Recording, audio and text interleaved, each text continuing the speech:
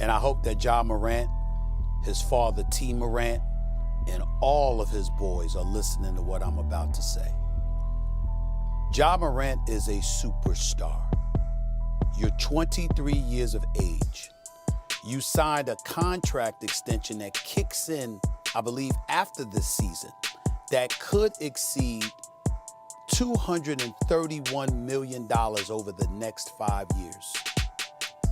And we're here talking about you with guns and police. Do you really think that's going to help you? He knows better, which is why he issued the statement that he issued. I applaud his teammates, all of them, for standing up the way that they did and saying that he's family and supporting him because he needs all the support. All of us in the NBA community should support him. We ain't trying to knock him down. We ain't trying to sit up there and denigrate him or anything like that. We're rooting for him because we want to see this brother's star shine brightly day after day, week after week, season after season for the next decade because he's that kind of mercurial talent.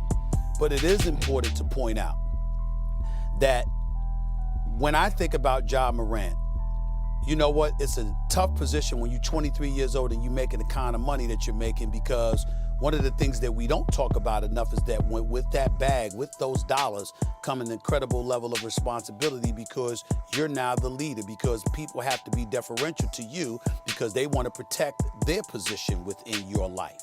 Okay? And so we understand that, and as a result, you're not held accountable the way that you should in most instances, and trouble ultimately breeds from that. To his dad, I would say to him, sir, love and respect to you. Love seeing you at the games and what have you. I would remind you, sir, you are his daddy. You are not his boy. And the reality of the situation is that on far too many occasions, remember when there was the altercation in the Staples Center involving Shannon Sharpe and stuff like that? Dad ended up in the middle of that. You know, you see his boys. I met some of these brothers, good brothers as far as I'm concerned, love their boy Ja Morant. My advice to y'all, protect the asset. The fact of the matter is, he is the asset. Not only don't get yourself involved in stuff like, according to the rumors and the reports emanating out of Indianapolis, when there was some laser being pointed at the Pacers players and stuff like that, and we didn't know who that is. That is bad for business. And more importantly, just as important, when you're dealing with Ja Morant, it's your job to protect him. Not just to make sure that you conduct yourself appropriately, but you got to make sure you prevent him from doing things stupid that would compromise his stature and his bag. These are all things that are incredibly important. We say this stuff, but we really don't regurgitate it to the degree that it should be regurgitated. Oh, Demetrius, you are at the crossroads of me. You at the crossroads, baby.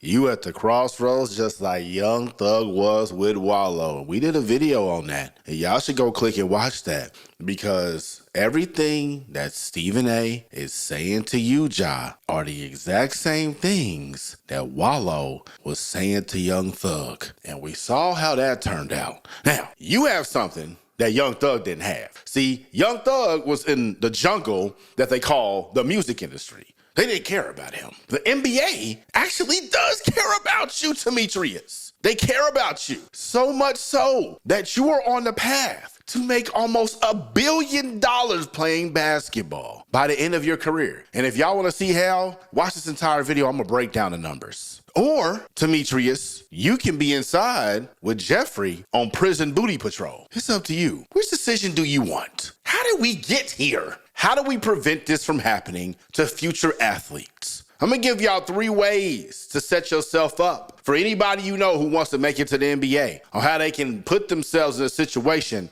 where they never gonna end up like Demetrius or Jeffrey or Gilbert or Allen or any of these other people who we love, but we have seen trick off these opportunities. But before I do that, y'all hit like, y'all hit share, y'all hit subscribe. Y'all watch the video all the way to the end. My ducks, my swans, welcome to the pond.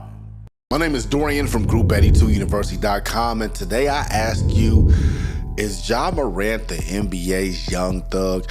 Ja Morant's one of my favorite players in the NBA. I love Ja Morant's story. Ja Morant was somebody that was not highly talented in high school. He got discovered in the back gym by James Kane. Shout out to my guy, James Kane. That was one of my friends in coaching. He was an assistant coach at Murray State. They offered Ja a scholarship. Everybody saw he was under-recruited. He went to Murray State, lit it on fire, was there for 2 years, was the number 2 pick behind his homeboy Zion, who he played AAU with, and he came in the league and he's been on fire. And Ja's personality fits the city of Memphis. I got a song out called Tennessee where I talk about my connection to Tennessee.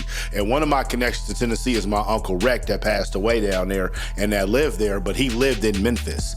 Memphis has this spirit about it. It got this like 3-6, like, you know, the Yo Gotti, the Dolph, you know, it has a spirit about it. And Ja Morant has that about him as well.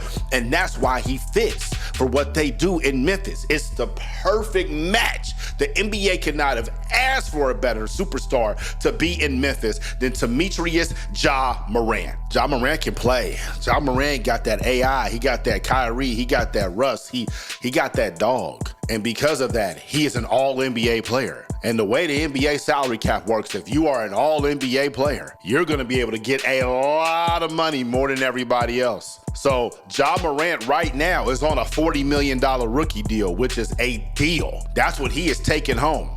But he has already signed his rookie max extension for what Stephen A has just told you can be up to $231 million. But he ain't got that yet. If Ja stays on the trajectory, when he gets to age 28, the way the NBA salary cap is going, he's gonna have a contract for $300 million, but he ain't got that yet. And for Amazon and Facebook and Google and Disney and Time Warner and everybody that wants these NBA rights, the next 10 years, this salary cap can be upwards to $200 million. And the way Ja's playing, he can be age 33 and get another contract for $300 million, which would give him a lifetime career earnings of $831 million. But he ain't got that yet. All he got is $40 million.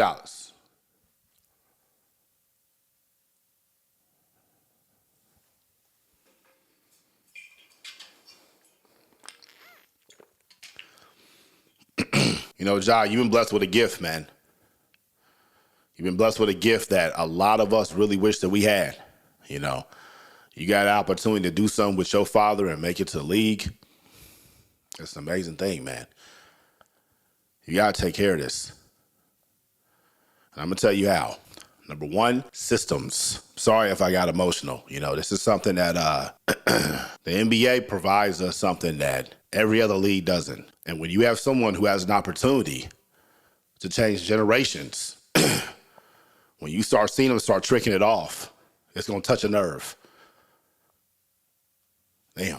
Number one is systems. This is something that nobody really talks about, especially in our community, and it's something that is so damn important. You know, you are in the NBA. You need to be worried about playing in the NBA. So there are things that are going to happen in your life consistently that you need to automate because you have the resources and the manpower to do that. What do I mean by that? You need to systemize your meals. You need to have a meal plan. You need to have a chef. You need to have something where you know what you're going to eat every single day, what time, 7 days a week. So that gives you one less thing to think about. When you go in the fridge, you know that there's going to be whatever food's in there. You know the grocery store, you're going to know what that trip is like. It's going to be on a system. You have someone in your life who is in charge of that. You need to systemize your bills. There are some bills you know you're going to have every single month. You're going to have somebody cut the grass. You're going to have somebody do the lights. You're going to have to pay the mortgage. You're going to have to pay the car note. You're going to have to get the car washed. You're going to have to get the dogs. You're going to have to get the private school. Systemize that.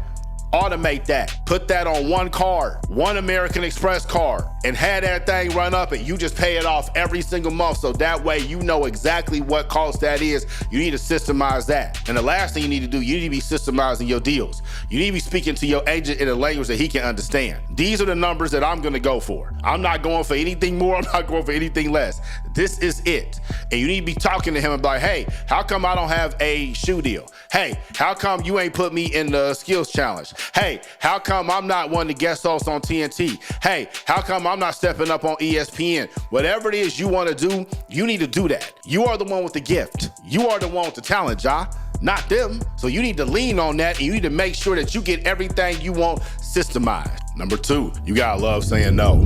Listen, if you have a friendly, like sharing type soul, when you get yours, you want to see other people have theirs. You don't want too much access, you would much rather share. And if you a point guard, like Ja Morant you are, y'all know you would much rather share with everybody around you who helped you get there. That is the reason why you are where you're at. You have a level of humility about yourself that allows you that when you get a gift, you want to share it with everyone else. But that is super dangerous because everybody doesn't have a heart like that, Ja. They trying to take advantage of you. And take advantage might not mean take your money. It might just mean take your time. It might just mean take your real estate in your mind. It might mean disrupting your systems. People out here are living for nothing. They have nothing to live for. And fame now is the most expensive currency it's ever been. It's the highest. If there was some sort of stock market chart for fame, it's at an all-time high. You got a lot of goddamn fame, Ja. So it's gonna be a lot of people that's gonna be on your jock. You gotta learn to say no. And for the people that can't handle that, they ass can go. And finally, the third way, you gotta get lost in the craft. You know, there's gonna be too many distractions for one man to handle when you an NBA superstar. There's too many distractions for one man to handle when, you know, you got 250,000 subscribers on YouTube. There's too many distractions for one man to handle when he's a pastor of a church of 100 people. There's too many distractions for one man to handle when he works in a restaurant with 2 other women and just him. So outside of whatever spiritual relationship that you have, you gotta get lost in your craft. Kobe got caught up with a lot of stuff, but Kobe also avoided a lot of stuff because he got lost in his craft. You heard Stephen A talk about Allen Iverson, everything he went through. There's a clip out there with Allen Iverson where he said he met up with Kobe and AI was about to go to the club and Kobe's about to go to the gym. We all know LeBron's a gym rat. Mike had his vices, but he was a gym rat. Tiger was dedicated to his craft. His vices took him down. Michael Phelps, Usain Bolt, the list goes on and on and on. Dr. Dre, whoever it is. You gotta get lost in your craft. When you have that special gift, you have to get lost in your craft. You have to find those little idiosyncrasies and those micro nuances that's gonna separate you from being just another Hall of Famer to a dude that's a 7-time champion at the next, when the top 100 list comes out. Okay, that's where you going, Ja. When the NBA 100th anniversary happens, that's where you going. They got a spot for you right now. They want you to be the superhero of the NBA for the next 15 years. They want to send you, black man, with your dreads, with your locks, to represent Team USA in Paris for the Olympics, Ja. Nike got out of business with Kyrie for you. For you. What you gonna do? I'm out the pond. Y'all stay true. Ask me to